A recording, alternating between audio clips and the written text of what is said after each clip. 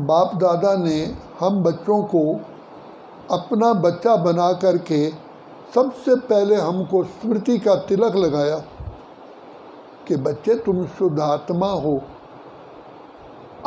हो, अजर अमर अविनाशी हो, तुम देह नहीं हो। और बाबा ने ये भी बताया कि तुम महान आत्माएं, पुण्य आत्माएं, श्रेष्ठ आत्माएं, देव आत्माएं थे। तुम मुझ बाप के बच्चे इतने महान आत्मा थे, तुम्हारी क्यों गिरावट हुई, कहाँ से रास्ता भूले? तो बाबा ने कहा तुमने अपने को आत्मा की बजाय देह समझा। तो देह अभिमान ही पतन की जड़ है। जो देह अभिमान में रहते हैं उनको वो पढ़ाई धारण नहीं कर सकते। इसलिए बाबा बार बार हमको कहते हैं देही अभिमानी बनोगे तो पढ़ाई पढ़ने का शौक होगा, बाबा मीठा लगेगा। नहीं तो बाबा मीठा ही, बाबा को याद करना चाहते हैं, याद क्यों नहीं टिकती है? क्योंकि देह अभिमान है। तो देह अभिमान के कारण ही ये संसार की सारी पदार्थ, सारे संबंध आकर्षित करते हैं और वो बुद्धि को टिकने नहीं देते हैं। इसलिए बाबा हम बच्चों को विदेही कहते हैं, विदेही बनो। मूल कारण ही यही है। बाबा की शिक्षाएं, बाबा के वरदान, बाबा के शक्तियां आत्मा में क्यों नहीं धारण होती हैं, उसका मूल कारण ही है देह अभिमान। इसलिए बाबा ने 3 शब्द बार बार कहे, निराकारी, निरअहंकारी और निर्विकारी। तो जो आत्मा बाबा के कहने को मान करके निराकारी स्थिति में टिकती है, अपने आप ही निरअहंकारी और निर्विकारी बन जाती है। सर्वगुण उसके खुद ही प्रकट हो जाते हैं। जैसे सोने में से मैल, जब सोने को अग्नि में डालते हैं तो उसकी मैल सारी भस्म होती है, प्योर सोने की चमक क्लीन और क्लियर नज़र आती है। यहाँ भी ऐसे ही है। तो बाबा हम बच्चों को कोई कठिन मार्ग नहीं बताते हैं। तो बाबा ने कितनी पहचान दी कि बच्चे मैं तुम्हारा बाप, तुम आत्माओं का पिता परमात्मा, मैं भी ज्योति बिंदु हूँ और मैं सागर हूँ, सिंधु। जो तुम्हारे जन्म जन्म के जो संस्कार है ना, वो बाधा डालते हैं। जैसे बीमारी पेशेंट के अंदर होती है तो वो बीमारी उसके आगे बाधा बनती है। तो ये जो बीमारी लगी हुई है देह अभिमान की, ये हमारी बाधा बनती है। बुद्धि मलिन हो चुकी है। तो बाबा आकर के हम बच्चों से हर प्रकार से हमारा पुण्य कराते हैं। कहते हैं दे दान तो छूटे ग्रहण। जब हम आत्माएं किसी को ज्ञान दान देती हैं, स्थूल धन का भी दान देती हैं, कर्मणा द्वारा भी सेवा करती हैं, तब ये उसका पुण्य का फल हमको मिलता है। तब हम ये हमारा विघ्न दूर होता है। ऐसे भी जब सूर्य ग्रहण या चंद्र ग्रहण लगते हैं तो कहते भी दे दान तो छूटे ग्रहण।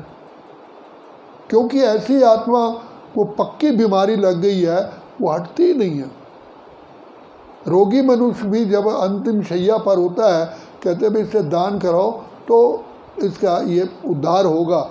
तो बाबा भी यहाँ आ करके हमें कहते हैं बच्चे तुम दान करो, तन द्वारा, मन द्वारा, धन द्वारा, वचन द्वारा, कर्म द्वारा ये करो।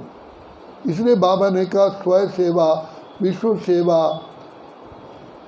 और यज्ञ सेवा और मनसा सेवा। तो इसी से धीरे धीरे आत्मा में बल आता है और बुद्धि का शुद्धिकरण होता है। क्योंकि नेकी करने से ही जो बदी है या बुराई है वो टलती है। तो बाबा हम बच्चों को सहज से सहज मार्ग बताते हैं। बच्चे तुम्हारे ऊपर कोई ऐसा पाप कर्मों का खाता है, वो चुकतू होगा याद के बल से और दान से। क्योंकि चलते चलते माया क्यों आती है?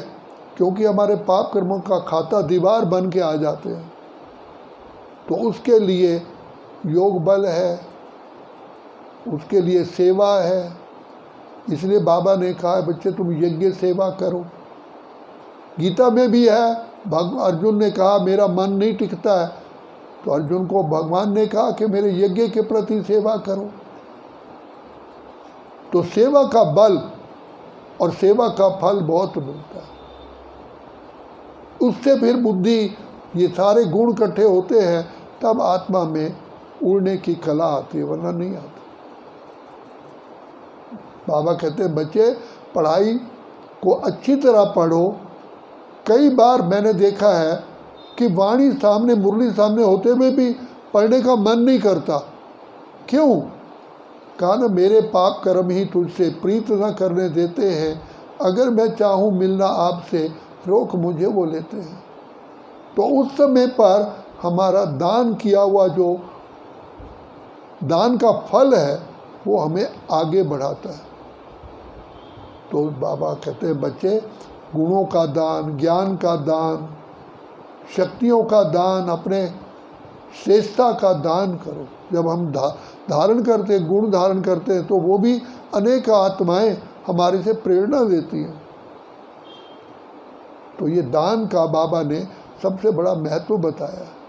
ब्रह्मा बाबा इतनी ऊंच स्थिति पर क्यों गए? क्योंकि उन्होंने सब कुछ ही बाप के हवाले कर दिया, समर्पित हो गए, कुछ रखा ही नहीं। राधा पूछती है मुरली से कि हे मुरली, तेरे को श्री कृष्ण जो है मुंह के साथ लगा के रखता है, क्या कारण है? कहा देखो, एक तो मैं सारी खाली हूँ और दूसरा उसमें छेद है, मेरे पास कुछ नहीं है, इसलिए तो मुझे प्यार। भगवान भी कहते हैं जब तक मेरा तुम पकड़ के बैठे हो ना, मेरी बुद्धि, मेरे कला, मेरे गुण, मेरा पर ये, तो जहाँ मेरा है वो मैलापन लाता है। तो कहीं ना कहीं हमारा देह अभिमान छिपा होता है, तो जिस कारण हम बाबा से दूर हो जाते हैं। तो बाबा इसलिए बार बार कहते हैं देही अभिमानी बनो, तो बच्चे तुम्हारी बुद्धि का नेत्र खुलेगा। ब्रह्मा बाबा ने, मम्मा ने निराकारी स्थिति में आने का पूर्ण रूप से अभ्यास किया। मम्मा इतनी निराकारी स्थिति में थी, मैं सामने बैठा, मेरे मन के संकल्प ही बंद हो गए, मन टिक गया। मुझे बहुत वंडर लगा, क्योंकि मैं साधना में तो रहते ही था, लेकिन मन एकदम शांत हो जाए, ये ऐसा कभी हुआ ही नहीं था। मम्मा के सामने बैठते मन एकदम, सबसे पहला तो मेरा अनुभव यही है कि मुझे सबसे बड़ा वंडर लगा। तो बाबा कहते हैं बच्चे तुम निराकारी स्थिति में रहोगे, तब अपने आप ही निरहंकार, निर्व्यय और प्रभु प्रिय तभी लगोगे। प्रभु प्रिय वही होता है जो निराकारी स्थिति में रहता है। अच्छा, ओम शांति।